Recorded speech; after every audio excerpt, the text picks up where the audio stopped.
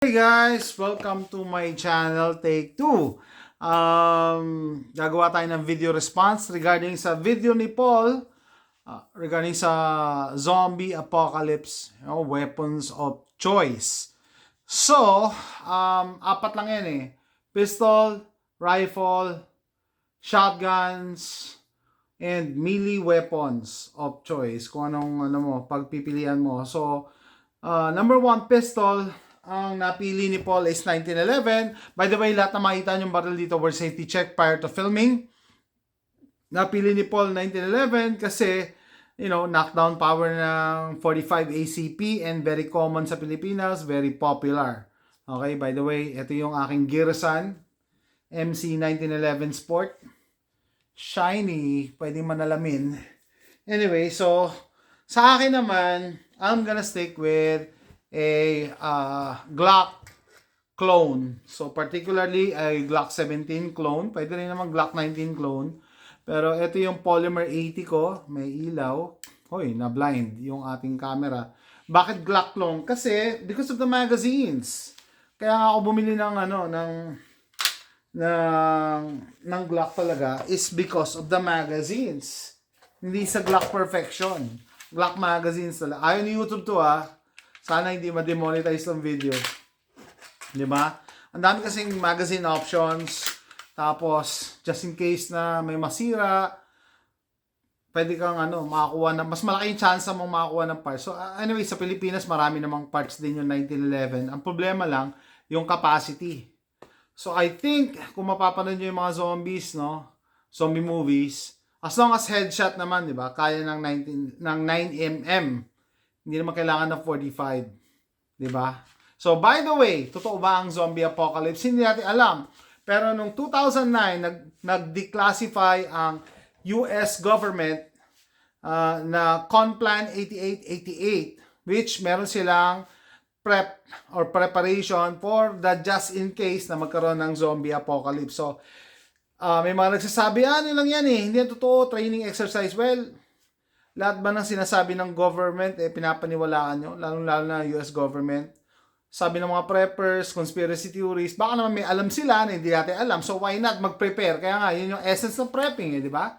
Mag-prepare ka, just in case, Pag hindi dumating. Pag dumating, mas prepared ka kumpara sa iba na nagsasabi palagi, wala yan. Anyway, so yun, Ito na yung pistol of choice ko. Polymer 80, Glock 17 clone, pero meron din ako dyan PSA Dagger, Glock 19 clone. As long as nag-accept ng magazine na ganyan, na ganito, na ayaw ni YouTube. Okay? So, common din ang 9mm. Mas malaki yung chance na may mapulot ka, may scavenge ka na 9mm. So, sa rifle naman, syempre, ever popular ang AR-15, Sa mga movies like zombie apocalypse na World War Z, mabibilis yung mga zombies doon. Well, AR-15 gamit nila. Pero sa ibang movies, ano ba tinuro sa atin ng Walking Dead ng World War Z? Sabi na panoorin niyo rin yun sa Wild Files regarding Conplan 8888. Kung training training exercise, ano tinuro sa atin ng mga movies about zombie apocalypse, that you are on your own, walang darating na 911, walang darating na police, walang sundalo na darating, sarado ang grocery, sarado ang SM, sarado ang pharmacy, sarado ang Mercury Drug, ang South Star Drug, sarado, diba? So ikaw dapat maggagamot sa sarili mo, sa mga loved ones mo. So ano pa, in terms of pagkain, ikaw dapat mag-scavenge ka. Pero isa rin sa tinuro natin yung security. Na maliban sa zombies, ang paghahandaan mo dapat yung ibang tao, yung mga marauders, yung mga masamang tao na nag-band together, na may mga ganito ring armas, na kukunin lahat kung anong meron sa'yo, pati buhay mo. Kasi wala nang batas Yan ang tawag na WROL. Without rule of law. So, paano mo didepensahan sarili mo? Wala na palang batas. Equalizer. Diba? Ito equalizer. Make sure na meron kayong flashlight. 'Di ba? No? Kung meron kay AR-15. Pero, ang problema sa ganito, masyadong mahaba, mahirap tumakbo, mahirap, may hahawakan ka pa, mahirap. No? Kaya, ginawa ko a few years ago, sabi ko, ito yung zombie gun of choice ko. Okay, zombie gun of choice. Maikli lang siya, 10.5 inch. May muzzle blast forwarder. Hindi mo kailangan ng suppressor. Yung blast mapunta doon, basta magtago ka lang sa likod niya. Majority ng ingay nandun sa harap. Kasi minsan wala kang time na maglagay ng earmuff. No? Siguro kung papalitan ko ng suppressor, okay lang din. May ilaw, syempre. Irons, at saka red dot. Red dot for accuracy, just in case na maubusan ng baterya, mag-irons na lang. 'Di ba? So dati ito yung napili kong zombie gun, to the point na nilagyan ko pa ng pangalan. Ayan, Zombie Hunter. Tuwan-tuwa ako dati. Meron akong rifle ammo, a pistol that shoots a rifle ammo in a small package, no? Maliit na package. Pero I think ngayon 2026 magpapalit na tayo. By the way, may isa pang option dito sa US, AK-47. Gagawa ko na separate video. Request ng kaibigan natin si JR. Sabi niya, kuya, gawa ka ng video ng AK kasi hindi pa raw siya nakakahawak ng AK. Pag kayo pumutok ng AK, mapapangiti kayo. Kasi, this is a man's caliber. Mas malakas talaga siya as compared sa 223, 556. So, naglagay lang ako ng rail dito. Clip-on na rail. Yung red dot, di ko pa kinakabit. Pero meron na ako dyan. Siguro Romeo 5 na lang lalagay ko. Pero kahit walang red dot, pwede ka sumilip sa irons. Anyway, so, mag-pull furniture. Anyway, saka na lang pag ginawa ko. So, yan. Pwede mo itong pandepensa sa two-legged creatures. Maliban sa zombies. Pag sa zombies naman, syempre, mas malaki bala nito.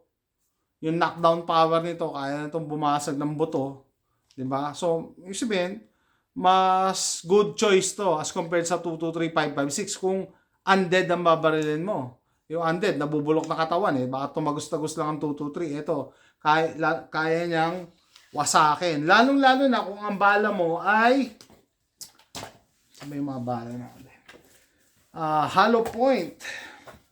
Ayan, may hollow point ako Ayan, hollow point na 7.62 by 39.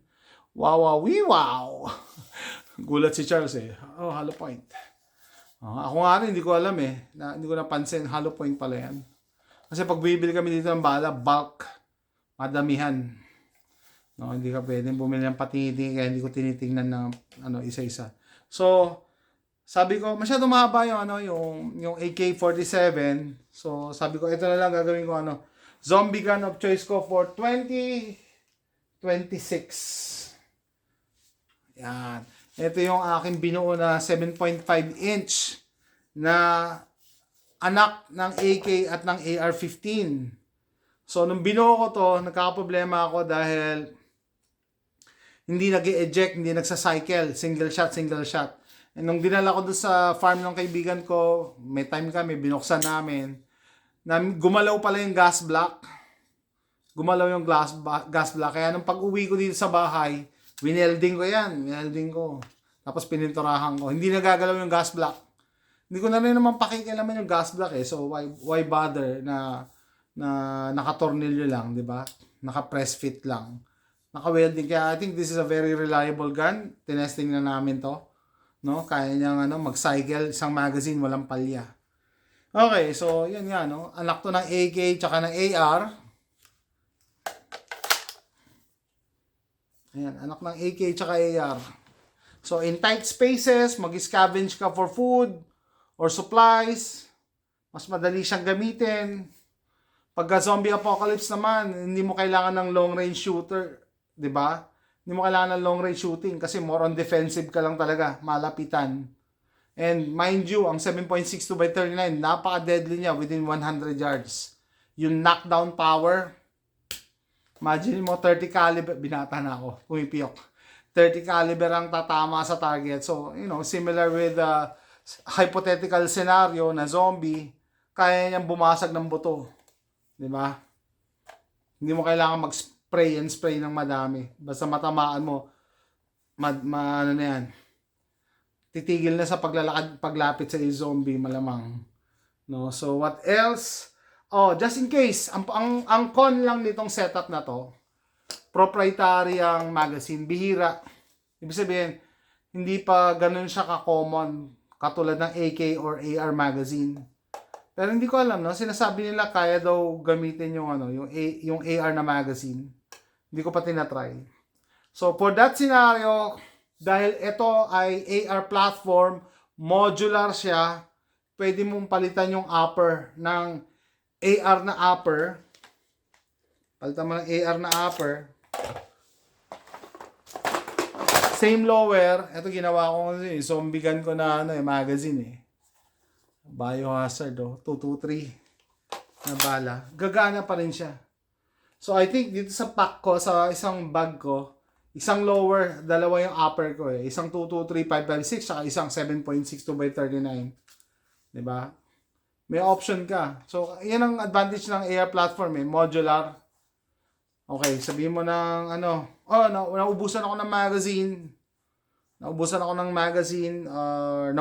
ng 7.62 by 39. Magpalit lang ako ng upper. Gagana na yung 223. 223 na ammo. Ano pa yan? Polymer tip. Parang naka-cutics. Ito yung aking zombie gun na magazine. So in this configuration, hindi mo to pwede iputok kasi 7.62 yung upper. Pero kita niyo yung idea. Dahil modular, pwede mong pagpalit-palitan yung upper, lower, swap. Diba? So, that's the reason kung bakit gusto ko. Tapos yan, meron kang advantage of having the power of the 7.62 by 39. So, punta naman tayo sa shotgun. Ako, shotgun muna tayo. So, shotgun. Kung ako pump shotgun, eto, meron ako Civet 12. Copy to ng Sega shotgun. Kaya nagkabit ako ng Sega na muzzle brake. So, imagine niyo 12 gauge, malakas ang sipa. Nilagyan mo ng muzzle brake, kahit papano, malilesen ang recoil, di ba? Wow. Ang laki ng muzzle brake niya, no? Ang laki. Pang 12 gauge. And I think, na-invento na ngayon yung di ba? Yung mga suppressors for 12 gauge shotgun. So, in the future, siguro, pwede natin para hindi ganong maingay. Okay? So, as of now, removable ko pa lang na magazine is 5 rounds. It takes Sega magazines. Kita nyo, para siyang AK, nira-rack. Tapos pe-press, tapos rack. No? Ganun lang style. Na safety check, walang laman yan. Sinabi ko kanina na safety. Ganun din. Parang AK style. Sega Sega pinagayaan ito Civet. No? So, yun. Bakit, Zombie Apocalypse, mas gusto ko ang removable magazine. Kasi, mas madami ka madadala. Di ba? Makita paano yung mga horde of zombies. Usapang horde of zombies, no? Ito na yung aking, pangmalakasan. Sino matapang? Labas ang matapang. Ito yung pangmalakasan ko. Pag may horde of zombies, pupulbusin niya yung dadaanan. Semi-auto na bullpup version. Etong brand na to, Armeligan, pero isa lang ang factory nito. Iniiba-iba lang nila yung pangalan Panzer Arms, kung ano-ano pa. Diba? I think Top Spot nagkikerry ng ganito. Pero sa akin, Armeligan. Hindi sikat yung Armeligan no? Okay, pero ang gusto ko dito kasi, aluminum. Aluminum yung upper. Ewan ko na yung lower. Hindi ko lang alam yung lower kung polymer. Anyway, yan. Reliable naman to. Ginawa ko na to ng video dati, pero hindi ko pa siya nagagamitan ito. Itong pinagbabawal ni YouTube. Hindi ko pa siya nagagamitan. Yun lang medyo i-curve mo lang yung kamay mo kasi tatama ka dito. Pero it's doable. It's doable. Tapos pag naubusan ka, sa dami yan, naubos pa rin. Keep in mind guys, no, yung So, meron akong 5 rounder at meron din ng mga 10 rounder. Sabihin nyo, walang bala. Ayan, 10 rounder. So, magiging disadvantage mo lang dito, mabigat kasi malaki, tas malaki yung bala. Pero very common naman yung 12 gauge eh. Marami kang may scavenge na 12 gauge. Dito sa Amerika, kahit sa Walmart, may 12 gauge eh. Diba? So, ito na. Bullpup. CQB. Papasok ka sa bahay. Pag may sumulpot na zombie, wow. So, yun. Diba? Oh, isa pa pala, may isa pang pinagbabawal si YouTube sa sa 556. Yung pinagbabawal ni YouTube, 556. 60.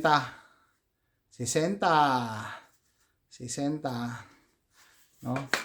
So, melee weapon. Punta tayo sa melee weapon, no? Si Paul, meron siya samurai katana. Meron din ako samurai katana. Nabili ko lang to sa garage sale.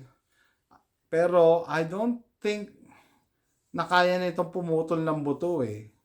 Buto. No? Wala, hindi. Wala akong tiwala dito. Meron din ako nabili dati ito. Sword. Kaso, ganoon din eh. Parang pang cosplay lang to eh. Although bakal siya. I don't think kaya nito pumutol ng buto. Diba? Siyempre. Pagka zombies, diba? Aim for the head. So, a few years ago, nung gumawa ako ng zombie apocalypse kit, ito yung pinresent ko. Nabili ko sa flea market. Pero naghahanap pa ako ng pamalit. Hindi pa ako masaya dito. Gusto ko solid lang, tapos mas mahaba ng konti, tsaka mabigat. Para pang chop. Pang chop talaga. Hindi pa ako masaya dito. Pang chop. Isa ka ng Mombaki. Sino nakapanood nun? Gusto ko yung pan-chop talaga eh. No? I don't know. Siguro gagawa tayo ng blade video pag nahanap ko na yung hinahanap ko yung. Sayang ko nasa Pilipinas ako, may mga custom na pwede ka magpagawa ng ng kutsilyo or itak. Pantabas. Kailangan ko ng pantabas. Gusto ko yung medyo makapal. Para may weight pag pinantabas mo. Diba? So, with that, tapos na ba tayo? PCC. Bago ko makalimutan, baka sabihin nyo, saan pa paano ang PCC? Pwede naman ang PCC. Yeah, pwede naman PCC. Diba? Meron tayo dito Ruger PC carbine. Problema lang dito, mahaba at saka mabigat. I mean, hindi naman siya ganun kabigat, pero yun nga, pagpapasok ka sa building, maghanap kayo ng pagkain, gamot, supplies, disadvantage yung mahaba. Pero ang advantage naman ito, pwede mo siyang baliin. Ibig sabihin, hatiin sa dalawa. Para pwede ilagay sa backpack, pwede ka makatakbo. Okay? Tapos, kaya gusto ko to, kasi gumagamit siya ng mga ganitong magazine na pinagbabawal ni YouTube. No? Gumagamit siya ng mga ganyang magazine na pinagbabawal eh. Mga pinagbabawal na technique. Diba? Gawa ko lang yung separate review pero nilagyan ko lang ng muzzle brake. Yan, pwede naman. Pero kung sa PCC, si Paul yata ang PCC niya yung CZ Scorpion. Ang problema sa CZ Scorpion, proprietary yung magazine. Dapat CZ Mags ka. So ito, meron akong binuo na 7.5 din yata to. Tapos 9mm Palmetto State. Hindi siya Palmetto. Alimutan yung tatak eh. Hindi ko dala yung salamin ko. Yan. PCC ko. Meron ako sound forwarder. Pwede ko lagyan ng can para mas tumahimik.